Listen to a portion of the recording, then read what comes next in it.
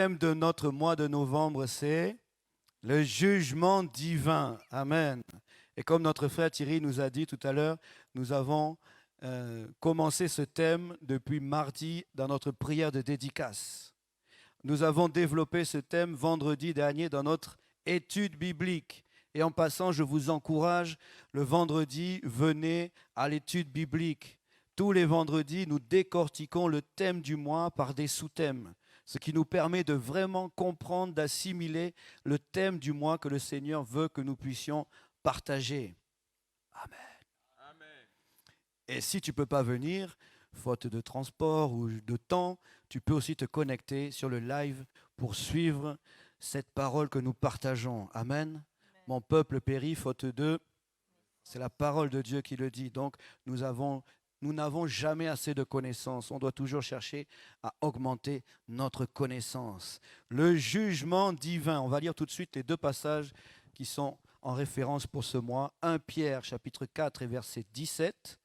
Et nous accompagnerons ce passage du suivant qui se trouve dans le livre d'Hébreux, au chapitre 9 et au verset 27. Il est écrit, car c'est le moment où le jugement va commencer par la maison de Dieu.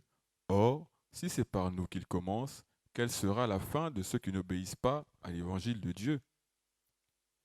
Hébreux chapitre 9, verset 27. Et comme il est réservé aux hommes de mourir une seule fois, après quoi vient le jugement. Parole Amen. du Seigneur. Amen, parole du Seigneur. Alléluia. Il vient un temps où nous aurons à être jugés. Amen. Alors lorsqu'on parle de juger, de jugement, ça fait toujours un peu peur, n'est-ce pas? On a une impression de sévérité, d'autorité, de condamnation. Mais vous savez que Dieu a plusieurs facettes, n'est-ce pas? Dieu a plusieurs facettes ou pas? Oui, Dieu a plusieurs facettes. Certains diraient Dieu a plusieurs casquettes. Hein? Mais Dieu a plusieurs facettes et nous, chrétiens, enfants de Dieu, on doit chercher à connaître toute la diversité de Dieu. Amen. On doit connaître, à chercher toutes les facettes que Dieu a, qui sont sa propre identité, qui sont sa propre nature. On doit chercher à connaître Dieu dans sa globalité. Et ce thème de jugement divin n'est pas souvent prêché dans les églises. On entend souvent parler de bénédiction, on entend souvent parler de prospérité, on entend souvent parler d'amour, de paix, de joie, mais on entend rarement parler de jugement divin. C'est vrai ou pas? Oui, c'est vrai. Et pourtant, ça fait partie de Dieu. C'est une facette totale, une facette de notre Dieu qu'on ne peut pas mettre de côté ou qu'on ne peut pas occulter. Est-ce que tu es d'accord avec moi? Amen. Alléluia. Et lorsque, comme je disais, on parle de jugement, de justice, on a une image un peu terne, un peu néfaste. Alors j'ai fait un test hier à la maison, j'ai posé la question, j'ai dit, lorsqu'on parle de jugement, à quoi vous pensez? Justice, jugement. Et on m'a répondu, ah, on voit seulement l'image d'un juge qui a l'air sévère, l'air méchant. Pourquoi vous m'avez devancé là-bas? Bon, je voulais vous faire la surprise, mais ils m'ont surpris. Alors, voilà l'image qu'on a quand on pense au juge. C'est vrai, non? Quand on passe un jugement, on voit cet homme. Alors, regardez, j'ai ma petite truc. Voilà. Je ne sais pas si vous voyez bien. On voit cet homme-là, le juge là qui est là. Regardez comment il est. Est-ce qu'il sourit là? Ils ont même mis la bouche à l'envers, vous voyez? Pour dire qu'il ne sourit vraiment pas. Il a l'air sévère comme il est là. Il rigole pas. Les yeux sont fixés, c'est droit. Il est habillé avec sa grande robe. Hein, les juges, ils ont cette grande robe qui le caractérise. Il a ici son livre avec les textes de loi sur lesquels il s'appuie pour juger. Il a derrière, vous voyez, c'est rempli, hein, les bibliothèques remplies de connaissances. Et il a encore quelque chose qui fait trembler quand tu es devant lui. C'est ça là. Je ne sais pas si vous voyez bien ça là. Avec ça, c'est le petit socle là. Ça c'est quoi? C'est son marteau. Et il est là avec son marteau et il frappe sévèrement le bureau. Je ne sais pas si vous avez déjà suivi ça en présence ou peut-être à la télé. Quand il tape, en tout cas, je ne voudrais pas être le bureau sur lequel il tape. Hein, parce que quand il frappe avec son engin, là, son marteau, il frappe ici, c'est sévère. Et il tape et ça donne le jugement qui est là. Voilà l'image qu'on a lorsqu'on parle de juge ou de justice. L'air sévère, l'air austère, l'air méchant. Il tient le marteau, il a sa grande robe. Alors quand on imagine cet homme, on l'imagine comme là dans sa toge noire, on l'imagine avec cet air sévère, on l'imagine en train de taper sur le bureau de force, on imagine c'est lui qui punit, c'est lui qui condamne, c'est lui qui te déclare coupable. C'est terrible, hein? C'est lui qui peut t'envoyer en prison, c'est lui qui tient ta vie entre ses mains. Tu es là comme ça dans le box des accusés, mais tu es en train de trembler. Voilà ce qu'on imagine, n'est-ce pas? C'est que moi ou c'est tout le monde? Tout le monde. On imagine le juge comme ça. Et quand on dit que Dieu est juge, on est en train de s'imaginer, voilà Dieu, et Seigneur. Heureusement, il a déjà frappé, il a déjà dit non coupable. Amen. Est-ce qu'on peut l'acclamer? Parce qu'il est le juste juge. Amen. Oh. Ce monsieur nous fait peur. Est-ce qu'on peut l'enlever? Merci. Il nous fait peur, ce monsieur. N'est-ce pas? Donc, on a l'image de ce juge-là méchant. Et voilà comment on voit un juge. Et lorsque nous pensons à Dieu, en parallèle, on pense à Dieu rempli de grâce. On pense à Dieu rempli de bonté. On pense à Dieu rempli d'amour. Bon, remettez la photo là, s'il vous plaît. On pense à Dieu rempli de joie. On pense à Dieu rempli de bénédiction, rempli de bienveillance. Et à côté, on nous dit jugement divin. Mais on ne doit pas non plus mettre de côté que Dieu, il est aussi juge. Pas sévère, austère comme ça, comme lui là. Mais il est aussi juste juge. Je vous envoie à l'étude de vendredi dernier. Il est juste juge. On ne doit pas enlever cette partie de Dieu. On ne doit pas du tout l'enlever. Sinon, il faut que on retranche. Qui a sa Bible ici? Bon, même si c'est électronique, tu peux lever, hein, c'est pas grave. On est moderne. Si tu occultes cette partie de Dieu, cette facette de Dieu, tu dois enlever des pages. Alors c'est vrai que si c'est dans ta tablette, ça va être compliqué. Mais si c'est là, tu dois enlever des pages. Pourquoi? J'ai fait des recherches. Dans la Bible, il y a plus de 1000 versets. C'est pas rien. Hein? Plus de 1000 versets qui parlent de jugement, de justice ou de juge. Plus de 1000 versets. En parallèle, il y a un nombre de versets qu'en général on connaît, qu'on aime bien. C'est là où Dieu nous dit « Ne crains pas.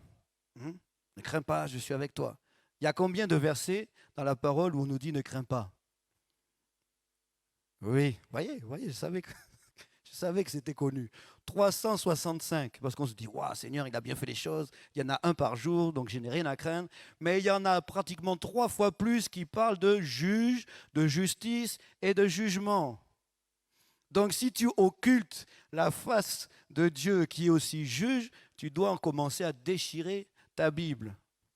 Tu dois commencer à arracher des pages. Mais on ne peut pas. Parce que la parole de Dieu, elle est entière, totale, elle est la vérité. Ah, je croyais que vous étiez d'accord avec moi, que vous allez acclamer le Seigneur pour sa parole, la vérité qui nous conduit. Alléluia.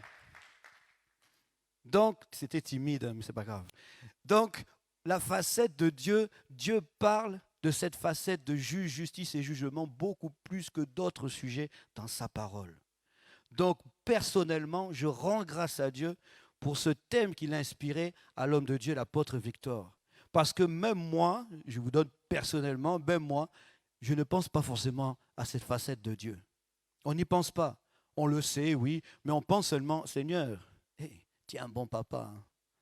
Tu sais ce dont j'ai besoin, tu sais, oh là là, Seigneur. Et là, tu commences, comme je disais, je crois ce vendredi, tu commences à faire ta liste de courses. J'ai besoin de travail, j'ai besoin de ci, j'ai besoin de ça. Hein? C'est ça. Hein? Je ne dis pas que ce n'est pas bon, parce qu'il est aussi notre papa. Mais on ne doit pas occulter qu'il est juge. Alors, allons voir tout de suite quelques versets qui vont nous le préciser. Le psaume 9, et on va lire le verset 5 et le verset 9. Il est écrit, car tu soutiens mon droit et ma cause, tu sièges sur ton trône en juste juge. Verset 9. Yes. Il juge le monde avec justice, il juge les peuples avec droiture. Hmm. Parole du Seigneur. Il est le juste juge et il juge les peuples avec droiture. Allons tout de suite plus loin. Le psaume 35, le verset 24. Psaume 35, verset 24. Il est écrit, juge-moi selon ta justice, éternel mon Dieu, et qu'il ne se réjouisse pas à mon sujet. Amen. Juge-moi selon ta justice. Donc on voit bien ici encore, le psalmiste a parlé de la justice de Dieu. Il avait connaissance de cette facette que Dieu est juge et lui-même d'ailleurs se référait plutôt à la justice de Dieu qu'à la justice de ce monde. Amen. Allons dans Jean 8, 16. Jean chapitre 8, verset 16. Jean chapitre 8, verset 16. Il est écrit, et si je juge, mon jugement est vrai, car je ne suis pas seul, mais le Père qui m'a envoyé est avec moi. Amen. Et si je juge, mon jugement est vrai. Donc il juge, il est de la justice, il est véritable. Et enfin, allons dans Jérémie 11, 20. Jérémie chapitre 11, verset 20. Il est écrit, mais l'Éternel des armées est un juste juge, qui sonde les reins et les cœurs. Je verrai ta vengeance s'exercer contre eux, car c'est à toi que je confie ma cause. Amen. Alléluia. Il sonde les cœurs et les reins et il est le juste juge. Donc tu ne peux plus douter sur le fait que, et il y a encore bon nombre de passages, comme je vous ai dit, il y a plus de 1000 versets, on ne va pas tous les lire, sinon on va prendre beaucoup de temps, mais tu as cette vérité qui est écrite, que nous avons lue, que Dieu est ce juste juge. Et il est juste avec tout le monde. Dieu n'a pas de, comme on dit, de chouchou, n'est-ce pas? Quelquefois dans des familles, il y a des chouchous, c'est vrai ou pas? C'est pas fait exprès, mais des fois il y a des chouchous. Moi, j'étais un peu chouchou. Bon, je vous dis quelque chose entre parenthèses, je le suis toujours. Il ne faut pas leur dire. Hein? C'est comme ça, je n'ai jamais rien fait, mais on pouvait fâcher tout le monde, mais moi, oh non, le pauvre, il faut l'aider. Voilà. On va fâcher ma petite sœur qui était après moi pour un truc que moi j'ai fait. Pourquoi? Je ne sais pas. Mais vous voyez, ça c'est l'homme. Ça c'est l'homme qui est comme ça. Mais Dieu, lui, il est juste avec tout le monde. Est-ce que tu peux le dire à ton voisin? Amen. C'était un peu timide. Hein? Allez, parlez bien encore, dis-lui. Il faut que tu sois sûr de ce que tu dis aussi. Amen. Il est juste avec tout le monde. Ça, c'est sûr et certain. Et il faut que nous, chrétiens, on laisse le Saint-Esprit nous apprendre et nous convaincre qu'il est ce juste juge. Et il n'est pas simplement juge comme notre cher ami de tout à l'heure, mais il est juste juge parce que la justice du monde, elle peut être corrompue. N'est-ce pas? La justice du monde, elle n'est pas toujours sûre. D'ailleurs, elle change en fonction des lieux, en fonction des lois, en fonction des personnes, elle change. Et des humeurs, voilà, voyez. Et de temps, elle change. Tu es jugé pour une affaire, par exemple en France, on va t'acquitter. La même affaire, tu pars, je ne sais pas, au Pérou, je ne sais pas où tu vas, on va te condamner. Mais Dieu, la même justice pour tous les hommes. Est-ce que tu peux dire après moi pour tous les hommes? Bon, quand je dis homme, c'est la créature. C'est pas vous les femmes, vous n'êtes pas de côté. Hein? Dieu est juste pour tous les êtres humains. Voilà. Allez, redis-le après moi. Dieu est juste pour tous les êtres humains. Alléluia. Ah, merci. C'est pas moi, hein, c'est le Seigneur qu'on acclame. Est-ce qu'on peut l'acclamer parce qu'il est juste dans ses jugements? Alléluia. Souvent, on entend, ah, si Dieu existait, il n'y aurait pas de guerre. Si Dieu existait, il n'y aurait pas la pauvreté. Si Dieu existait, je ne serais pas dans telle situation. Si Dieu existait, ma galère là, galèrement, les galères. Hein? Non. Dieu n'est pas responsable de ce que nous faisons. Lui, il a donné ses lois, il a donné ses préceptes. Après, c'est à nous de marcher dans ses voies, d'avancer calmement, tranquillement derrière lui parce qu'il marche devant nous. Si tu commences à faire n'importe quoi à côté, il y a automatiquement un jugement qui est là pour toi. Et tu n'as pas à condamner Dieu. Ah Dieu, pourquoi toi aussi tu traînes comme ça? Dieu, vraiment, ce n'est pas le Dieu du 21e siècle là, qui est branché maintenant. On a la 4G ou je ne sais pas quoi, la 5G maintenant. La 5G, c'est rapide, c'est efficace. Dieu, tu traînes, oh là là, oh là là. Non. Dieu n'est pas responsable de nos actes. Dis à ton voisin, tu es responsable de tes actes. Dis-lui, rappelle-toi, dans le jardin d'Éden. Dis-lui, fais. Rappelle-toi, dans le jardin d'Éden, il y avait Adam, il y avait Ève, et Dieu leur avait donné des règles. Oh, parle bien à ton voisin, s'il te plaît. Dieu leur avait donné des règles. Mais que s'est-il passé?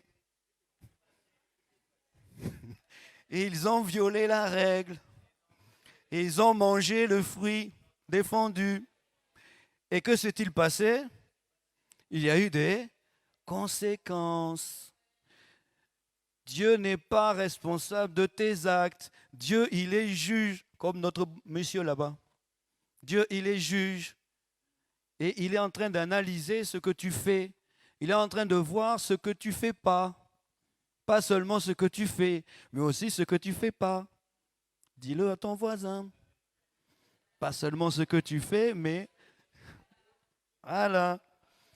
Et mes chers amis, mes chers frères et sœurs en Christ, comme nous l'avons dit vendredi, et je pense aussi à la dédicace, nous arrivons dans les temps de la fin, n'est-ce pas? Et dans les temps de la fin, selon ce que la parole de Dieu nous dit, la dureté va augmenter, l'injustice va s'accroître, tout va devenir encore plus compliqué, n'est-ce pas? Et nous avions vu vendredi que le jugement de Dieu s'exerce sous deux dimensions. Première dimension, le jugement terrestre, c'est Dieu juge par rapport à ce que nous faisons, et le jugement céleste, Dieu jugera, n'est-ce pas, nos œuvres. Allons dans Ésaïe, chapitre 32, le verset 17. Ésaïe 32, 17. Le titre de mon message, c'est « Oui, virgule, nous serons jugés ». Oui, virgule, nous serons jugés. Ésaïe 32, verset 17, il est écrit « L'œuvre de la justice sera la paix, et le fruit de la justice, le repos et la sécurité pour toujours. » Amen. L'œuvre de la justice sera quoi? La paix. Et le fruit de la justice sera le repos et la sécurité pour toujours. Vous voyez, tout à l'heure, je vous parlais de notre cher ami le juge. Quand on est devant lui, on est en train de trembler, de se dire qu'est-ce qui va nous arriver? Il va nous condamner, il va nous envoyer en prison, il va nous arriver toutes sortes de problèmes. Mais la justice de Dieu, ce n'est pas la même chose. Nous, on est déjà en Christ. Comme nous l'avons dit, redit, vu, nous ne sommes pas soumis au jugement des nations. Nous sommes sauvés. Amen. Nous sommes sauvés. Amen. On n'ira pas en enfer, on ira avec lui. Amen. Ou je suis tout seul. Non, s'il vous plaît. On va avec lui. Amen, alléluia. Donc, on n'a pas à avoir peur du jugement de Dieu.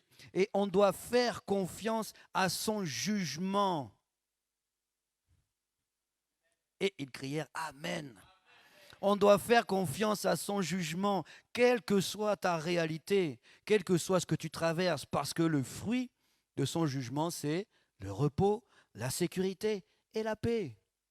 Le repos, la sécurité et la paix.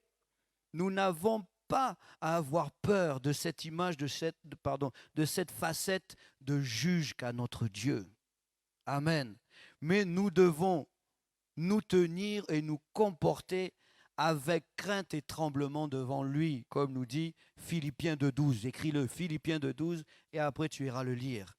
On doit se tenir avec crainte et tremblement devant lui. Il est juste juge. Ça ne veut pas dire que on peut tout se permettre devant lui parce qu'on sait qu'il est bon, il est amour. Hein. Voilà, Seigneur, merci. Je suis sauvé. Gloire à Dieu, je n'ai plus rien à faire. Je viens seulement à l'église le dimanche quand j'ai rien d'autre à faire. Non, je dois avoir une attitude. Je dois avoir un mode de vie. Je dois devenir ce qu'on appelle un adorateur. L'adorateur, ce n'est pas celui qui vient simplement le samedi matin de 7h à 8h. Ce n'est pas celui simplement qui, pendant le début du culte, est en train d'adorer Dieu. L'adorateur, c'est un mode de vie. Tu es adorateur du moment où tu as accepté le Seigneur jusqu'à... Il n'y a pas de fin en fait. Il n'y a pas de fin. C'est un mode de vie, être un adorateur. Alléluia. Est-ce que tu peux dire Amen? Oui, virgule, tu seras jugé. Oui, virgule, nous serons jugés.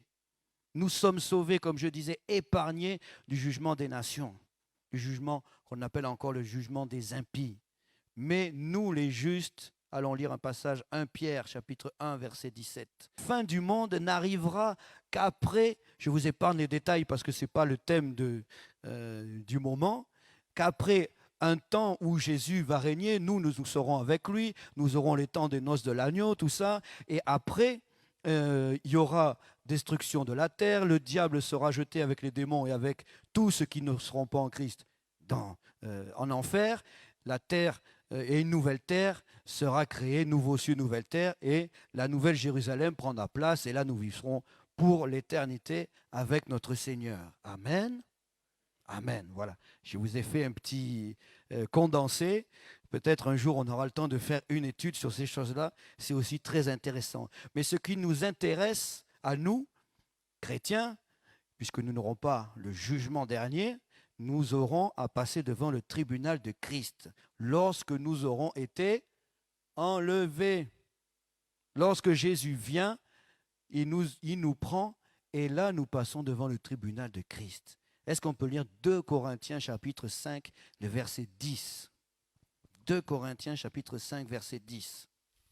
Il est écrit, car il nous faut tous comparaître devant le tribunal de Christ, afin que chacun reçoive selon le bien ou le mal qu'il aura fait, étant dans son corps.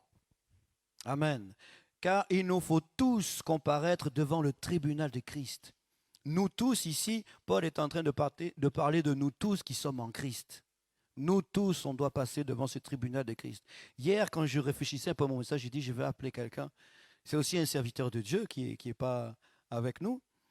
Et je lui ai posé la question un peu par rapport à ça, pour voir un peu ce qu'il allait me dire. Et sa réponse m'a vraiment surpris. Quand j'ai parlé par rapport au jugement de Christ, tribunal de Christ, il m'a dit non, il me dit, moi je pense qu'on a déjà été jugé, on a déjà reçu notre récompense, tout ça, tout ça. Alors après, ça a amorcé un partage forcément, mais je me suis dit, vous voyez, merci Seigneur pour ce thème, parce que ce sont des choses que dans l'Église, beaucoup ne connaissent pas.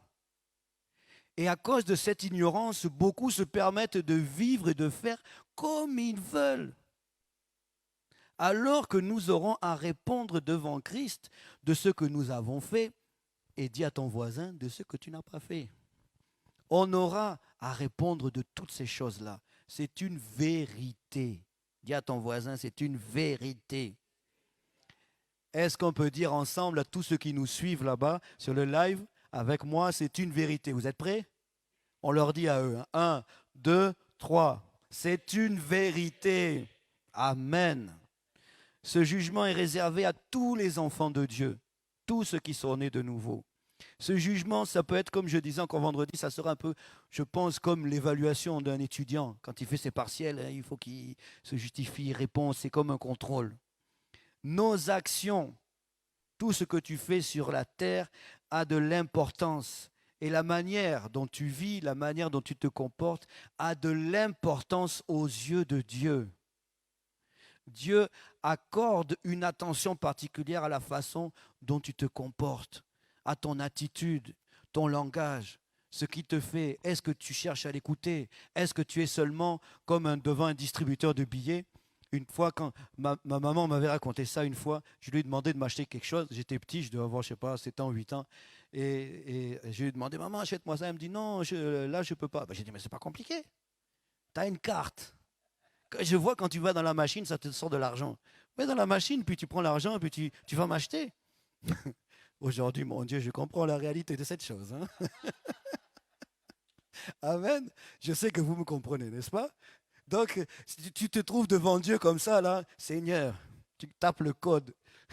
Jérémie 33.3. Pouf, invoquez-moi et je vous répondrai. Tut, tut, tut. Mais tu vois, carte avalée. Ah, mais qu'est-ce qui s'est passé? J'ai pas eu les bonnes attitudes. Alléluia. Oh, est-ce que tu peux acclamer le Seigneur? Alléluia. Il accorde une attention particulière à ce que tu fais, à ce que tu dis. Alléluia. Et quel que soit le bilan que tu auras ce jour-là, quel que soit ce que tu as fait, quel que soit ce que tu n'as pas fait, Dieu te posera la question. Bon, pasteur, excuse-moi, pasteur, c'est toi que je vois, si tu peux venir. Viens, s'il te plaît. Il viendra et dit, mon fils, pasteur Fernando, qu'as-tu fait des dons que je t'ai donnés? Ah! Il se gratte même la tête. Bon, pasteur Fernando, qu'as-tu fait des 24 heures que je te donnais chaque jour? Ah. Ah. Il y avait une série là, terrible. Je suivais ça tous les jours. Surtout maintenant avec toutes les plateformes. C'est bon, pasteur, merci. Non, non, non. Il a joué le jeu. Hein. Pas, il a dit ça, c'est pas moi quand même. Hein. Il a joué le jeu. Merci. On peut acclamer notre pasteur. Il a joué le jeu. Est-ce que tu pourras répondre au Seigneur? Ah, oui, les 24 heures tu m'as donné, mais j'en avais jamais assez en fait. Hein.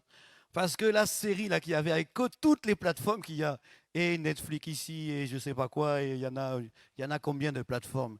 La vidéo à la demande ou je ne sais quoi, les replays tout simplement. Tu peux faire 24 heures non-stop. Nous, on aime bien 24 heures avec Christ. Il y en a qui font 24 heures avec Netflix, 24 heures avec Facebook, 24 heures avec tout ça. Mais quand tu seras devant Dieu, tu vas lui dire non, toutes ces choses-là, vraiment, c'était tellement sucré, tellement bien. J'avais pas le temps, en fait. J'avais pas le temps. Ou alors tu lui diras non, Seigneur, c'est vrai que oui, je reconnais. La prophétesse Aminata un jour m'avait dit, le Seigneur t'a donné le don de guérison, tu dois travailler pour lui. Elle m'avait dit ça, mais je pense qu'elle s'était trompée. Moi, je ne pouvais pas. Je n'avais pas confiance en moi. Ce n'était pas possible. Sûrement, la prophétesse, ce jour-là, ne devait pas être bien connectée au Saint-Esprit. Elle avait reçu un bon message, mais ce n'était pas la bonne destination. Vous voyez, quand on met sur les courriers, là, n'habite pas à l'adresse indiquée. Toi, tu renvoies ça, tu dis, ce n'était pas pour moi, en fait. Si c'était pour toi, que fais-tu? On aura tous à répondre à cette question-là. Il n'y aura pas de sentence comme notre frère Thierry nous a dit tout à l'heure. Ce n'est pas le juge. Voilà, il est revenu. Vous voyez? Ce n'est pas comme lui, là, sévère, méchant, qui te condamne. Nous, ce sera par rapport à nos récompenses.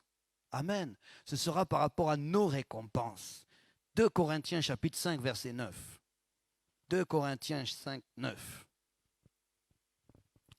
Il est écrit, c'est pour cela aussi que nous nous efforçons de lui être agréables, soit que nous demeurions dans ce corps, soit que nous le quittions. C'est pour cela aussi que nous nous efforçons de lui être agréable, de lui être agréable. Et comment est-ce qu'on peut être agréable à notre Dieu? Ah, bonne question. Comment je peux être agréable à mon Dieu? En faisant, je ne vous entends pas, en faisant ce qu'il nous demande, en faisant attention, comme je disais, à nos attitudes, à notre comportement, en étant sensible à la voix du Saint-Esprit, en cherchant à communiquer avec lui en permanence, en lui étant, c'est en faisant toutes ces choses-là qu'on peut être agréable à notre Dieu. Et la Bible nous dit ici, l'apôtre Paul nous dit, efforçons-nous. On doit s'efforcer. Et s'efforcer, ça veut dire quoi? Ça veut dire faire un effort. Faire un effort, c'est facile ou pas? Non, c'est pas facile. Quand tu dois soulever, moi, des fois au travail, je dois prendre des colis, des choses qui sont lourdes. Des fois, je fais comme ça. Seigneur, surtout à mon âge, hein. Ça commence à être difficile. Je vois des petits jeunes de 20 ans, là, ils pensent, ils s'en vont avec. Moi, je fais comme les gestes et postures. Je commence à bien m'accroupir, prendre bien les choses, et je fais un effort pour soulever ça. Et quand j'ai fini de charger mes affaires, je vous assure que j'ai chaud. Et d'autres sont là, ils sont avec leurs vestes fermées, ils sont bien. Bon, j'ai au moins 20 ans de plus qu'eux. Hein? Mais c'est comme ça. On doit s'efforcer, faire un effort. C'est facile aujourd'hui d'être devant sa télé et de suivre une série. Même tu te dis, ah ouais, mais c'était une série sur le Seigneur. Il y a une super série, je ne sais plus comment elle s'appelle. Elle dit, Carole, tu sais. The Chosen. Une super série. Mais tu te fais prendre dans ce système, tu commences à suivre, tu fais plus que ça. C'est facile d'être avalé par les réseaux sociaux, n'est-ce pas? Je n'ai pas mon téléphone là. Mais dès que tu as un petit temps libre, même moi, des fois, ça m'arrive, je prends mon truc, je regarde, je dis, mais qu'est-ce que je fais là? J'ai autre chose à faire. Je dois lire la parole, je dois méditer, je peux écouter une prédication, mais je zoom, zoom. Et ça, fais ça avec moi comme ça. Allez, fais-le avec moi. Est-ce que ça s'arrête à un moment donné? Le pire, c'est ça. Ça ne s'arrête jamais, ces histoires.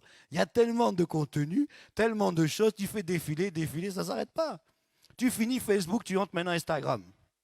Tu finis Instagram, tu vas à Snapchat. Tu finis Snapchat, tu vas, il y en a encore d'autres là, comment ça s'appelle? TikTok. Lui, je crois même c'est le sommet. Lui. Tu rentres dans TikTok, après à la maison, on te dit, papa, viens, fais un TikTok. Je n'ai pas encore cédé, je vous assure, je n'ai pas cédé. Après, tu finis dans TikTok, tu t'en vas. Il y en a encore d'autres, là. Il n'y a pas encore un autre là. Hein?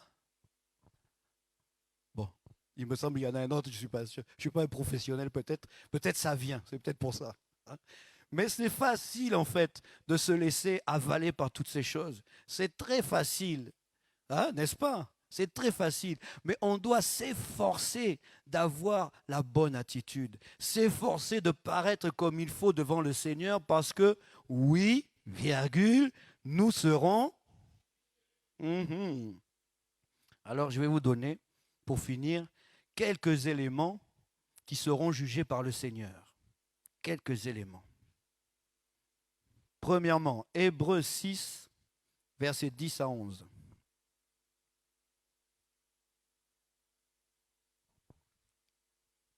Il est écrit, car Dieu n'est pas injuste pour oublier votre travail et l'amour que vous avez montré pour son nom, ayant rendu et rendant encore des services aux saints. Verset 11. Nous désirons que chacun de vous montre le même zèle pour conserver jusqu'à la fin une pleine espérance. Parole du Seigneur. Amen. Dieu n'est pas injuste pour oublier votre travail. Première chose que j'ai listée, ce n'est pas dans l'ordre du jugement de Dieu, hein, c'est ma liste à moi. Première chose, premier élément sur lequel nous serons jugés, sur notre travail pour lui. Est-ce que tu as fait ce que Dieu te demandait? Est-ce que tu as fait le bon travail? Parce que quelquefois, on peut travailler pour Dieu, mais on ne travaille pas avec Dieu. Tu fais les bonnes choses selon la Bible, tu fais des bonnes choses selon Dieu, mais tu ne fais pas ce que Dieu t'a demandé à toi de faire.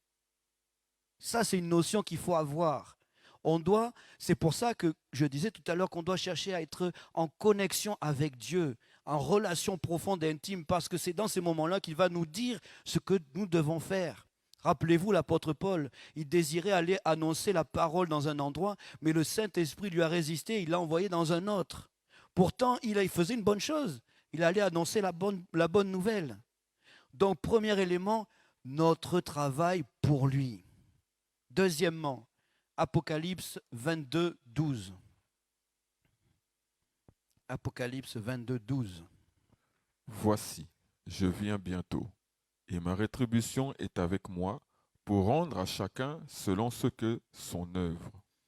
Pour rendre à chacun selon ce qu'est son œuvre. Donc, autrement dit, deuxième élément que j'ai relevé, Dieu va juger tes actions. Ce que tu fais. Premièrement, ton travail pour lui. Deuxièmement, tes actions. Est-ce que tu poses les bonnes actions au bon moment? La Bible nous dit, tout ce que tu trouves de bon à faire, fais-le. Quelles sont ces actions? Les bonnes actions ou les mauvaises actions? Troisièmement, Philippiens chapitre 3, verset 14. J'accélère un peu pour finir. Philippiens 3, 14. Il est écrit, je cours vers le but pour remporter le prix de la vocation céleste de Dieu en Jésus-Christ. Amen. Ici, c'est Paul qui est en train de parler. Est-ce qu'il est en train de dire, je marche tranquillement vers le but, vers l'objectif? Non, il dit quoi? Il dit je. Il dit je. Alors, le fait que Paul est en train de courir, ça exprime sa motivation, n'est-ce pas? Donc Dieu jugera cet élément que l'on appelle ta motivation. Est-ce que tu es motivé pour servir Dieu? Est-ce que tu es motivé pour demeurer à être cet adorateur dont il a besoin? Est-ce que tu es motivé? Ta motivation. Quatrièmement, 1 Corinthiens 9, 17. 1 Corinthiens 9, 17. Quatrièmement. Il est écrit, puisqu'il y a un seul pain, nous qui sommes plusieurs, nous formons un seul corps, car nous participons tous à un même pain. Non. 1 Corinthiens 9, 17. Oui. Si je le fais de bon cœur, j'en ai la récompense. Mais si je le fais malgré moi, c'est une charge qui m'est confiée. Relis-le celui-là, s'il te plaît. Si je le fais de bon cœur, j'en ai la récompense. Mais si je le fais malgré moi, c'est une charge qui m'est confiée. Donc ici, Paul parle de notre attitude. Quelle est ton attitude lorsque on te demande de faire quelque chose? Lorsque le Seigneur, par un moyen ou un autre, te demande de faire quelque chose, que ce soit, tu lis quelque chose dans la Bible, c'est la prophétesse, le pasteur qui vient te voir, qui te dit quelque chose, un frère, une sœur, bref, quelle est ton attitude de tous les jours? Amen. Cinquièmement, Matthieu 25, verset 23. Il n'y en a plus qu'un après. Et puis un verset pour conclure. Et nous sommes arrivés au bout. Si je dépasse un peu, ce n'est pas de ma faute. Hein. C'est notre frère Thierry qui s'est trompé de verset, ce n'est pas moi. Je rigole. Matthieu 25, verset 23. Il est écrit, son maître lui dit, c'est bien, bon et fidèle serviteur. Tu as été fidèle en peu de choses. Je te confierai beaucoup.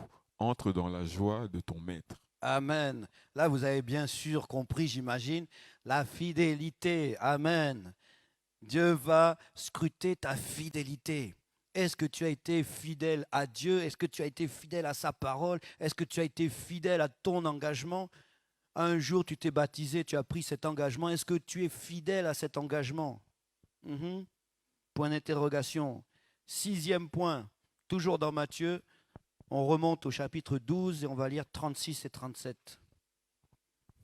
Matthieu 12, 36, 37. Il est écrit, je vous le dis, au jour du jugement, les hommes rendront compte de toute parole vaine qu'ils auront proférée. 37. Car par tes paroles tu seras justifié et par tes paroles tu seras condamné. Parole du Seigneur. Point, parole du Seigneur. Sixième point, le Seigneur scrutera aussi nos paroles. Amen. Nos paroles. Comment tu parles? Par tes paroles tu seras justifié ou par tes paroles tu seras condamné. Tu peux rajouter 7e, 8e, 9e, 10e point. La liste n'est pas exhaustive, ça continue. Mais ce sont quelques points que j'ai listés, quelques points que je trouvais qui étaient importants, ceux que le Saint-Esprit m'a mis à cœur. Ton travail pour lui, tes actions. Non, attendez, je reprends, c'est moi aussi. Hein. Notre travail pour lui, nos actions, notre motivation, notre attitude, notre fidélité et nos paroles. Ce sont parmi les choses que Dieu, Jésus-Christ, va regarder quand on passera devant lui et on aura à rendre compte. Et en fonction de notre résultat, nous serons récompensés. Amen. Est-ce que tu peux dire un bon Amen? Et pour finir, allons dans Romains chapitre 14, verset 17. Il est écrit. Car le royaume de Dieu, ce n'est pas le manger et le boire, mais la justice, la paix et la joie par le Saint-Esprit. Amen. Est-ce qu'on peut se lever et on va le relire tous ensemble? Il y a quelque chose qui est particulier dans ce verset. Est-ce que vous êtes prêts? Fais un peu, racle un peu la gorge pour bien lire avec autorité. Vous êtes prêts? Prophétesse, vous êtes prête? Ok. Allez à 3, on y va ensemble. 1, 2, 3. Car le royaume de Dieu, ce n'est pas le manger et le boire, mais la justice, la paix et la joie par le Saint-Esprit. Parole du Seigneur. Le royaume de Dieu, ce n'est pas le manger et le... Mais c'est quoi en tout premier? Attendez, j'ai ma télécommande là. C'est quoi ici? Après c'est... Et après? Alors nous, on cherche souvent en premier la paix, la joie, mais on oublie la justice. Mais ici, la parole de Dieu nous met la justice en premier. En premier. Donc n'oublie pas, le royaume de Dieu avant tout. Le royaume de Dieu, c'est quoi? C'est notre nouvelle patrie. Amen. Amen. Et avant tout, dans cette nouvelle patrie, on doit rechercher la justice de Dieu. Amen.